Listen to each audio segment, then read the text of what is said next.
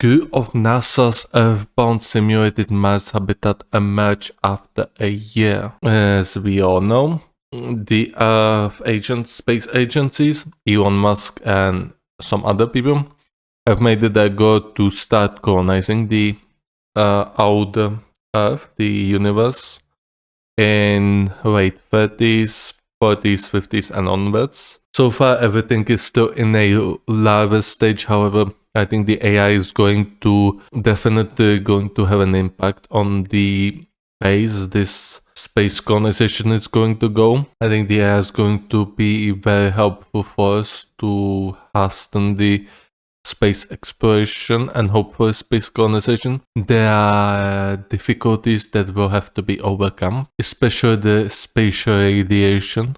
There is a radiation in space, and even on places like Mars, where the atmosphere is simply not thick enough, this is something that the Earth is going to have to handle. They will have to start terraforming Mars as soon as they land. It is going to be a very difficult challenge.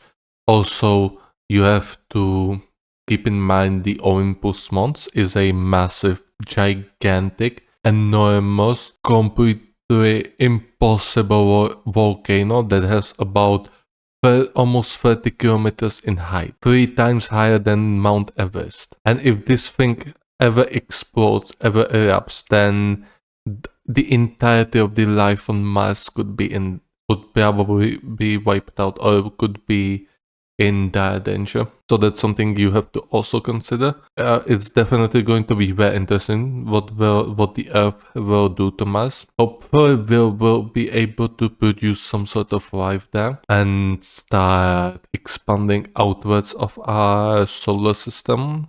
Right now, they are still in the larva stage. However, I think the exploration of the universe the explosion of the outer space will begin in the late 2070s.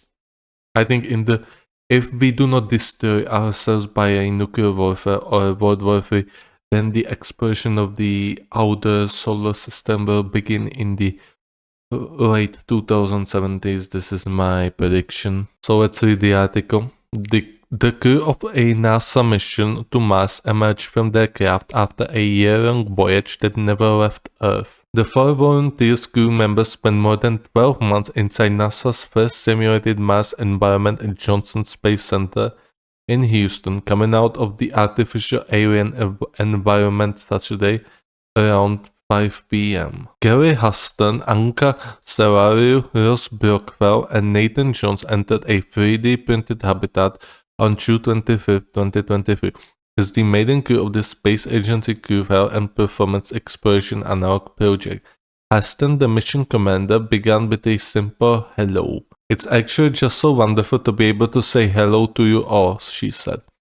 Jones, a physician and the mission medical officer, said their 378 days in confinement went by quickly. The quartet lived and worked inside the space of 1,700 square feet, that's 157 square meters, to simulate a mission to the Red Planet, the fourth from the Sun, and a frequent focus of discussion among scientists and sci-fi fans alike concerning a possible voyage taking humans beyond our moon. The first Chapea crew focused on establishing possible conditions for future Mars operations throughout simulated spacewalks, dubbed Mars Walks, as well as growing and harvesting vegetables to supplement their provisions and maintaining the habitat and their equipment. Yes, the maintenance will be very difficult on Mars. Simply, if something breaks, then you would have to wait an entire year to actually fix it. And by the time something other may break, so this is one issue that the Earth is going to have to solve somehow. We need to be able to transport equipment, the maintenance equipment, and more to the Mars within maximum month.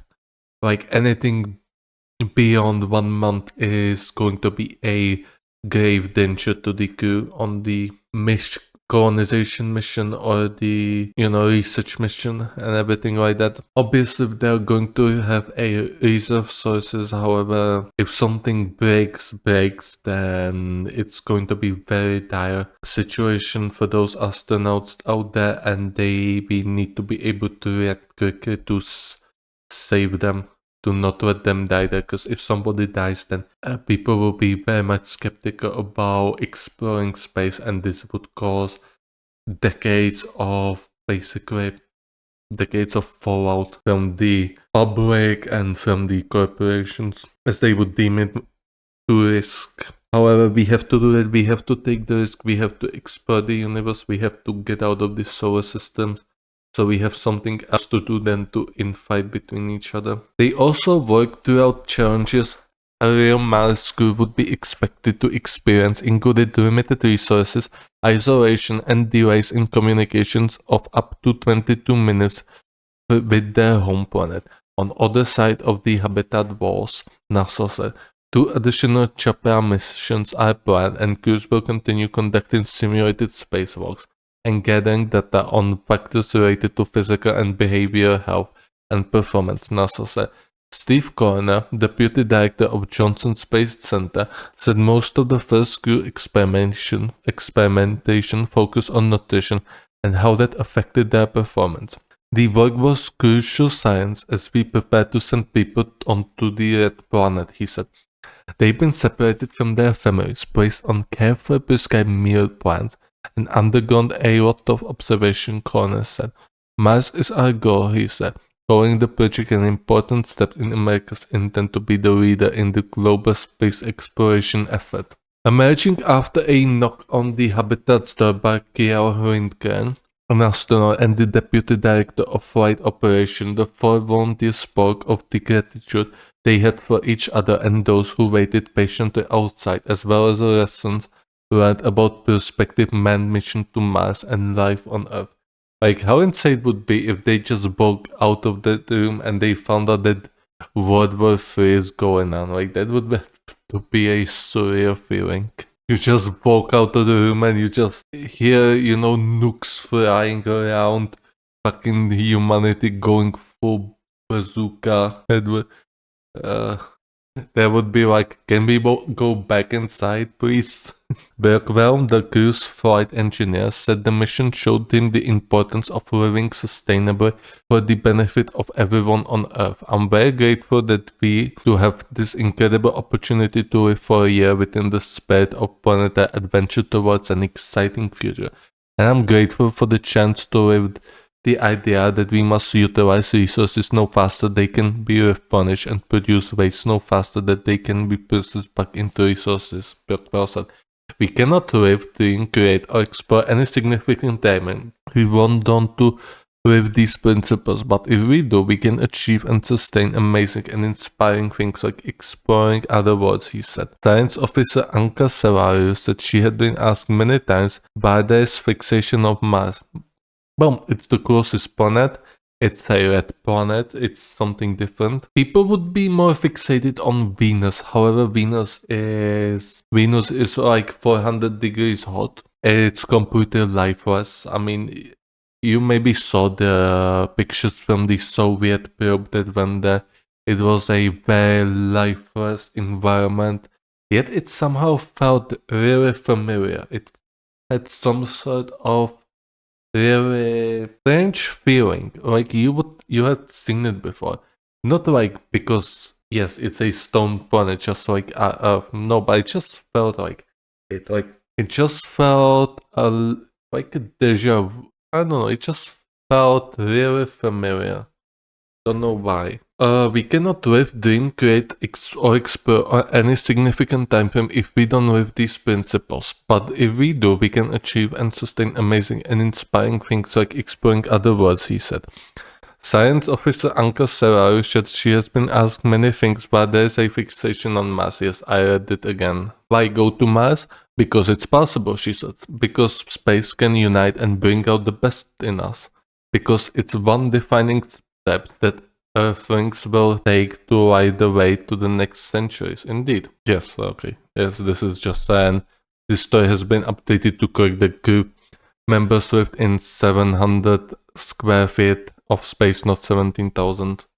Yes, this is definitely the way exploring the universe. However, we do have to sort out a lot of demons we have inside of us. If we do not manage to solve a lot of the demons that been plaguing us for centuries, or that infighting, or that wrath, or that cruelness, all of these nasty things all of these nasty sins we still do to this day, then we as a species will likely fail. Whether it is before or after we meet an extraterrestrial species is a question. However, if we cannot solve this, if we cannot become something like I'll say, if we can become something like the Star Trek The Next Generation type of humans, then we will probably face a downfall. Probably not just like them, because if you remember correctly, first season, I mean, they were literally almost took over by a parasitic bugs. Yeah, so probably not that much. But hey, the Star Trek The Next Generation has a lot of interesting things that we can definitely take to our hearts. Whether it is regarding to safety and stuff like that, or regarding to, establishing contact with other species.